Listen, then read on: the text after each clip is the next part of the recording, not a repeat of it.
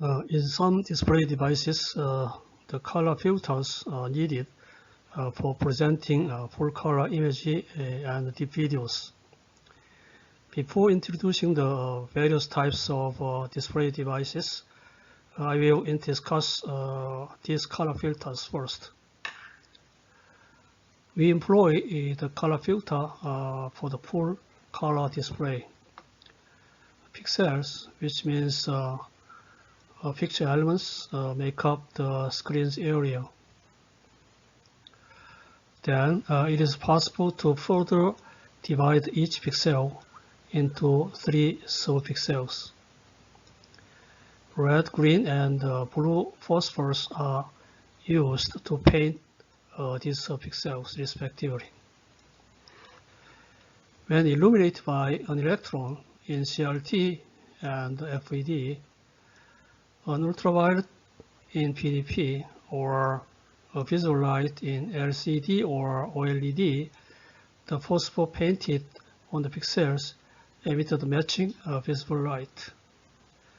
The combination of red, blue, and green lights that each subpixel emits determine the color of each pixel. As a result, each pixel on the screen that emits light contributes to the formation of the image. So in the front panel of the display is divided into various pixels, and each pixel is also divided into 3 subpixels. One is for red, and the other green and blue. So these 3 subpixels constitute 1 pixel, and the combination of these 3 colors determine the color of each pixel. 3 primary colors, red, green, and blue, are emitted by LEDs or OLEDs. Thus, in this case, color filters are not required in order to display a full color image or video.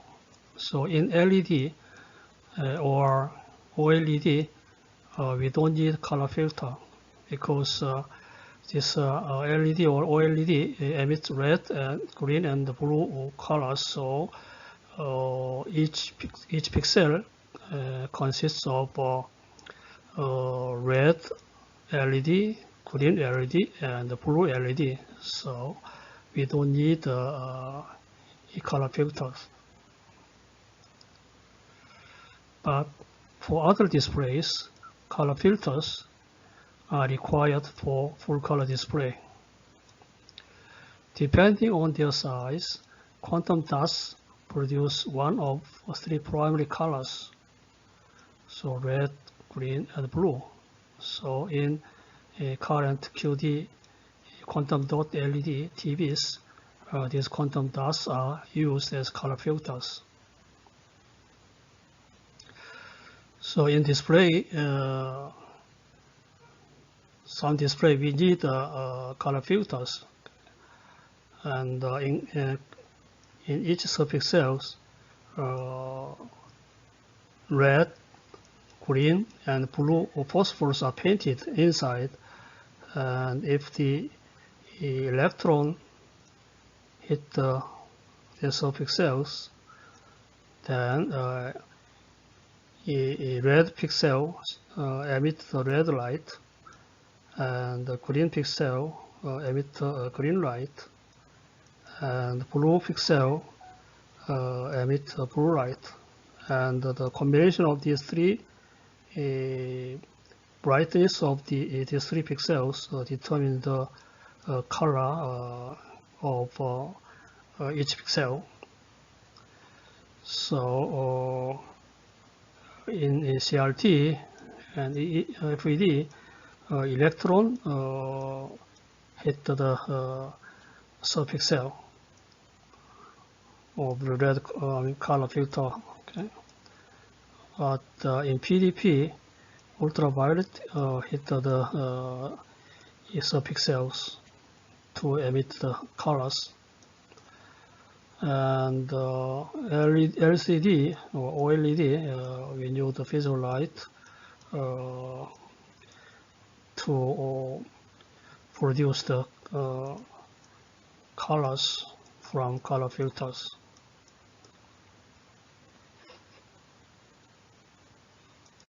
From now on, we will investigate various types of flat panel display.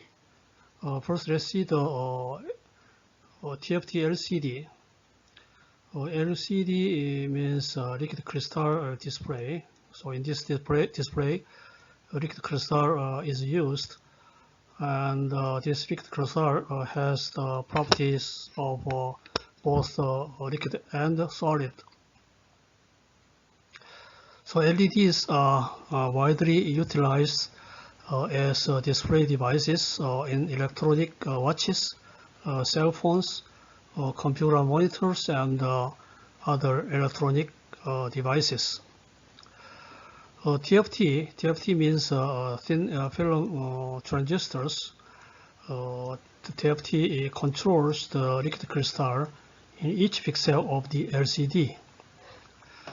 As a result, a number of the TFTs grows rapidly as the screen size increases. For example, for a 640 by 480 class VGA display, this much TFTs are required. The number here, 3, refers to the fact that each pixel in a full color display has 3 colors of pixels: red, green, and blue. All of these TFTs must work properly in order to display the image accurately on the screen. However, as the screen size grows larger, the number of defective TFT grows as well. As a result, the LCD's production yield drops rapidly as the screen size increases. However, the rapid advancement of semiconductor technology has eliminated this difficulty. The LCD's narrow viewing angle used to be another issue. However, various techniques to resolving this issue have been used. LCDs with a broad viewing angle of up to 160 degrees are now commercially available. There are some photo emission mechanisms in other displays. However, there is no such process in the LCD. As a result, an illuminant is required. The liquid crystal is illuminated by the light emitted by a backlight unit. A liquid crystal possesses optical anisotropic properties. As a result, the direction of the bright electric field affects the crystalline structure. Thus, the external electric field, which is controlled by the TFT, adjusts how the liquid crystal aligns. The amount of light that passes through the liquid crystal to the screen is then controlled by this alignment. When the liquid crystal is aligned parallel to the direction of light, the entire light passes through it. So this case, when the liquid crystal is aligned perpendicular to the direction of light, however, no light passes through the liquid crystal. So in this case, the direction of liquid crystal is perpendicular to the direction of light, backlight light. Then no light can pass to the screen. When the liquid crystal is aligned with the direction of light at a certain angle, in this case, partial light passes through. The intensity of light on the screen can be controlled in this way. So we have numerous number of the TFT, thin film transistor should be made. So this transistor controls the alignment of the liquid crystal. Okay. So the alignment of the liquid crystal, which is governed by the external electric field applied through the TFT, determines the how much light passes through it.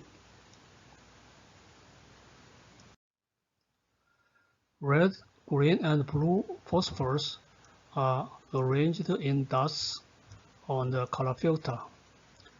To represent the complete color, each dot, called a pixel, is made up of the 3 subpixels, red, green, and blue subpixels. A TFT controls the amount of the electric field on each subpixel. To display a color on a pixel, 3 TFTs are required. That is, the relative brightness of the 3 subpixels is used to create a specific color on a pixel. The schematic figure of a pixel and its operating TFTs is given in this figure. So red, green, blue color filters, and these 3 subpixels constitute 1 pixel. And the alignment of the liquid crystal between here is controlled by this thin film transistor. A MOSFET built on amorphous silicon substrate is referred to as a TFT. On a pixel with 3 color subpixels, we can see 3 MOSFETs here. 1, 2, 3 MOSFETs. The panel and the backlight width are the 2 major components of TFT LCD.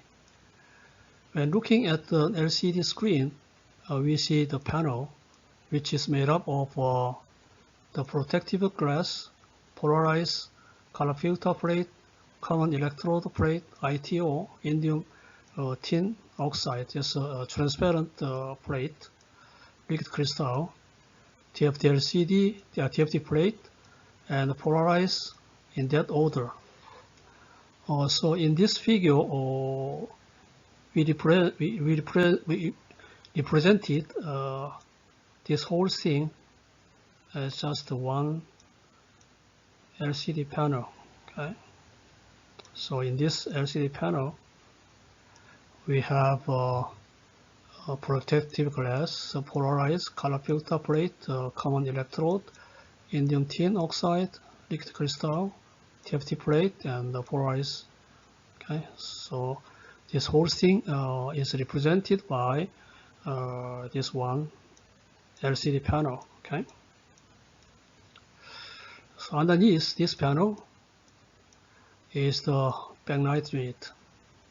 So this is this whole thing represent backlight unit. Okay.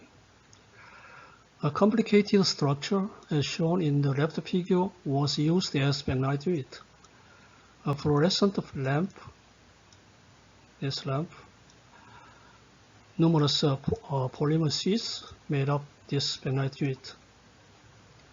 The most important purpose of the backlight unit is to uniformly illuminate the screen.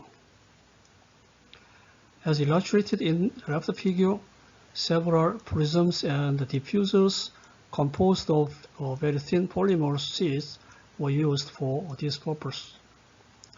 This backlight, however, is no longer in use, so we will not use this backlight. Instead of this, LED or quantum dot lighting units are now utilized. So quantum dot or LED is used nowadays. So we call this LED TV, but this is not LED TV, but this is LCD TV with LED backlights. So that's not really a LED TV. The structure of this backlight unit is simple, yet it illuminated the screen more uniformly. So this LED backlight or quantum dot backlight it illuminates the screen more uniformly. So we do not use this kind of complex backlight unit now. Let's see the next PDP, plasma display panel. In the PDP, inert gas, xenon, and neon are contained in hundreds of thousands of cells positioned between two glass plates at a pressure of a few hundred torr. So between these two plates, gas is here. Okay. The gas in the cells is ionized by two electrodes. So we have two electrodes, so we can use electric field to ionize the gas inside the cell. The transparent display electrodes are placed on the front panel substrate. So this is transparent electrodes. While the odorless electrodes are on the rear glass substrate, this one. The odorless electrodes are arranged in vertical columns along the screen, whereas the display electrodes, this is transparent display electrodes, are arranged in the horizontal rows. As a result, a grid is formed on the entire screen by these two electrodes. So if we draw this one here, odorless electrodes align vertically, and this